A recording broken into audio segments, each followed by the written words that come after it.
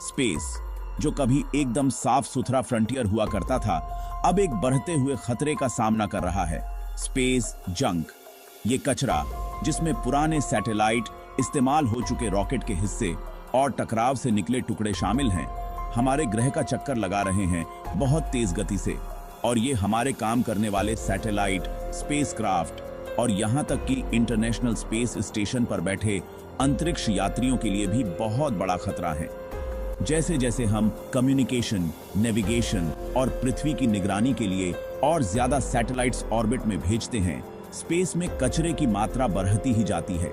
यहाँ तक कि पेंट का एक छोटा सा टुकड़ा भी, जो हजारों किलोमीटर प्रति घंटे की रफ्तार से यात्रा कर रहा हो, एक सैटेलाइट को खराब कर सकता है या स्पेसक्राफ्ट के हल में छेद कर सकता है। इंटरनेशनल स्पेस स्टेशन को स्पेस के कचरे से टकराव से बचने के लिए कई बार अपना रास्ता बदलना पड़ा है, जो इस बात को दर्शाता है कि ये कचरा कितना बड़ा खतरा है। स्पेस के कचरे का बढ़ता घनत्व हमारी स्पेस एक्टिविटीज की स्थिरता के लिए एक भयानक चुनौती है। केसलर सिंड्रोम, जिसका नाम नासा के वैज्ञानिक डोनाल्ड जे केसलर के नाम पर रखा गया है, स्पेस में होने वाले एक अनियंत्रित चेन रिएक्शन की एक भयानक तस्वीर पेश करता है। यह एक ऐसे परिदृश्य का वर्णन करता है जहां लो अर्थ ऑर्बिट में वस्तुओं का घनत्व इतना अधिक हो जाता है कि मलबे के बीच टकराव होना निश्चित हो जाता है। ये टकराव और ज्यादा मलबा पैदा करते हैं, जिससे आगे आने वाले टकराव की संभावना और भी बढ़ेगा जाती है। कल्पना कीजिए कि दो बड़े उपग्रहों के बीच एक टक्कर होती है, जिससे हजारों टुकड़े पैदा होते हैं। जैसे जैसे चेन रिएक्शन जारी रहता है, मलबे का क्षेत्र सघन होता जाता है।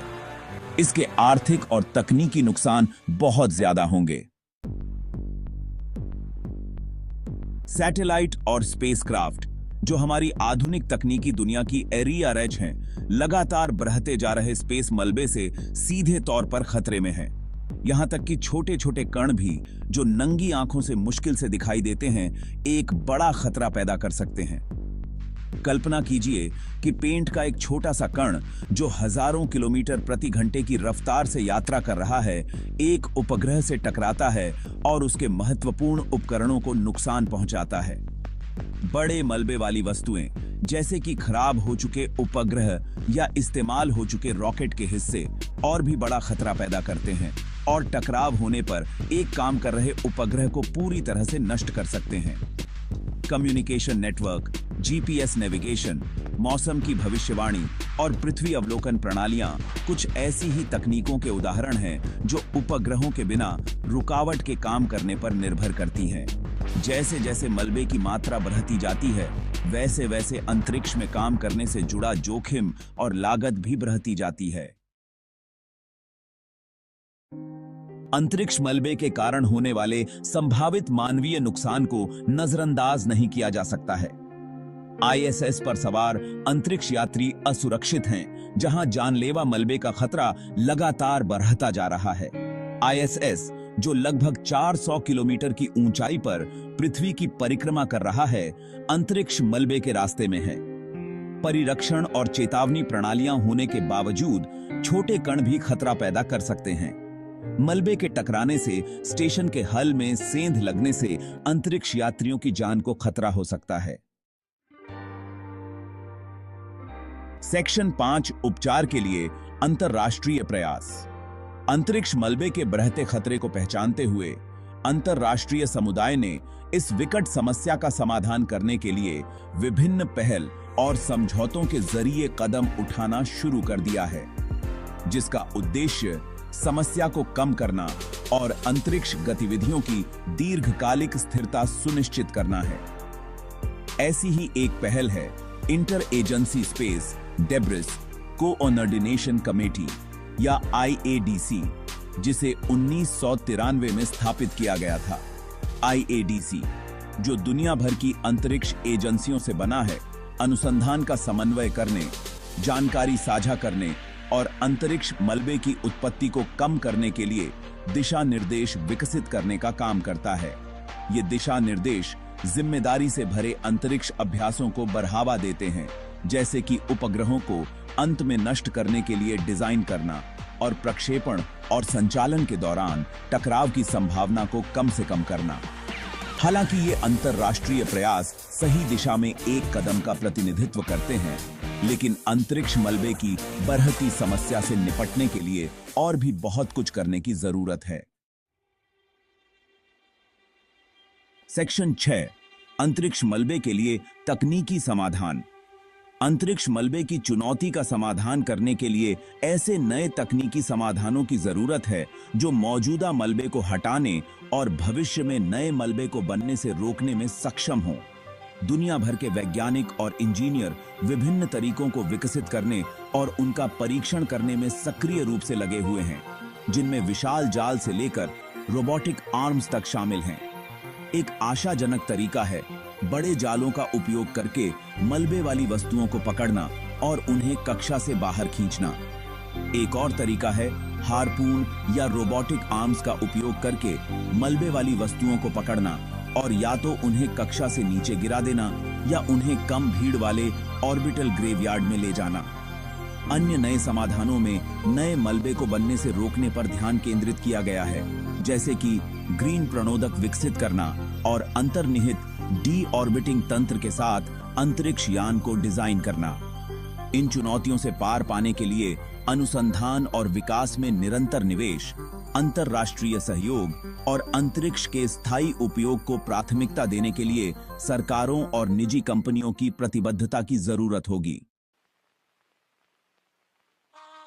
सेक्शन 7, जिम्मेदारी से भरा स्पेस एक्सप्लोरेशन।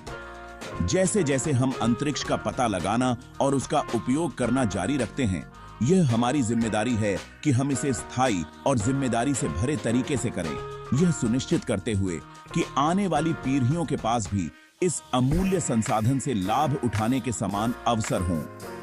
जिम्मेदारी से भरा स्पेस एक्सप्लोरेशन एक अंतरिक्ष मिशन के पूरे जीवन चक्र में स्थायी प्रथाओं को अपनाने के साथ शुरू होता है, जिसमें डिजाइन और निर्माण से लेकर प्रक्षेपण और निपटान तक शामिल है। इसमें अंतरिक्ष यान को अंत में नष्ट करने के लिए डिजाइन करना और ऐसी तकनीकों का उपयोग करना शामिल है जो नए मलबे के निर्माण को कम या समाप्त करती हैं। जिम्मेदारी से भरे अंतरिक्ष अन्वेषण को बढ़ावा देने में अंतरराष्ट्रीय सहयोग बहुत जरूरी है। जिम्मेदारी से भरे अंतरिक्ष अन्वेषण को अपनाकर हम यह सुनिश्चित कर सकते हैं कि आने वाली पीढ़ियों को एक स्वच्छ और सुलभ अंतरिक्ष वातावरण मिले, जिससे वे ब्रह्मांड के अजूबों का पता लगाना, उनकी खोज करना और उनसे लाभ उठाना जारी रख सकें। सेक्शन 8, अंतरिक्ष यात्रा का भविष्य। अंतरिक्ष यात्रा का भविष्य, जो कभी साइंस फिक्शन का विषय हुआ करता था, तेजी से हकीकत बनता जा रहा है। तकनीक में प्रगति और प्रक्षेपण लागत में कमी के साथ हम अंतरिक्ष अन्वेषण के एक नए युग के कगार पर हैं, जहां चंद्रमा पर बेस, मंगल ग्रह पर कॉलोनियां और बाहरी प्लैनेटों पर जाने की महत्वाकांक्षी योजनाएं हैं। हालांकि अंतरिक्ष मलबे का बढ़ता खतरा इन आकांक्षाओं पर एक लंबी छाया डालता है, जो पृथ्वी से परे सुरक्षित और स्थायी रूप से जाने की हमारी क्षमता को खतरे में डालता है। अंतरिक्ष मलबे की समस्या का समाधान केवल अंतरिक्ष में हमारे वर्तमान निवेश की रक्षा करने के बारे में नहीं है, बल्कि अंतरिक्ष यात्रा और अन्वेषण के भविष्य की रक्षा करने के बारे में भी है। मलबे को हटाने वाली तकनीकों में निवेश करके, जिम्मेदारी से भरे अंतरिक्ष अभ्यासों को अपनाकर और अंतरराष्ट्रीय सहयोग को बढ़ावा देकर हम यह सुनिश्चित कर सकते हैं कि आने वाली पीढ़ियों को मलबे की एक बड़ी दीवार का सामना किए बिना सितारों तक पहुंचने का अवसर मिले। सेक्शन 9, निष्कर्ष। अपने भविष्य की रक्षा करना। हमारे ग्रह की परिक्रमा कर रहे अंतरिक्ष मलबे की बढ़ती मात्रा, हमारे अंतरिक्ष के बुनियादी ढांचे, भविष्य के अंतरिक्ष अन्वेषण प्रयासों और यहां तक कि अंतरराष्ट्रीय अंतरिक्ष स्टेशन पर सवार अंतरिक्ष यात्रियों की सुरक्षा के लिए एक बड़ा और बढ़ता हुआ खतरा है। यह खतरा, जो हमारी अपनी तकनीकी प्रगति का एक नतीजा है, हमारे तत्काल ध्यान और ठोस कार्रवाई की मांग करता है। समस्या को नजरअंदाज करना कोई विकल्प नहीं है। समाधान के लिए एक बहुआयामी दृष्टिकोण की आवश्यकता है, जिसमें तकनीकी नवाचार, अंतरराष्ट्रीय सहयोग और जिम्मेदारी से भरे अंतरिक्ष अभ्यासों के प्रति प्रतिबद्धता शामिल है। अंतरराष्ट्रीय सहयोग बहुत जरूरी है। अंतरिक्ष गतिविधियों की दीर्घकालिक स्थिरता सुनिश्चित करने के लिए अंतरिक्ष मलबे के बारे में जानकारी साझा करना, मलबे को कम करने के प्रयासों का समन्वय करना और बाध्यकारी अंतरराष्ट्रीय नियमों और मानकों को स्थापित करना आवश्यक है। मिलकर काम करके हम यह सुनिश्चित कर सकते हैं कि आने वाली पीढ़ियों को एक स्वच्छ और सुलभ अंतरिक्ष वातावरण मिले, जिससे वे ब्रह्मांड के अजूबों का पता लगाना, उनकी खोज करना और उनसे लाभ उठाना जारी रख सकें। की किरकना कुबाब बशांक है।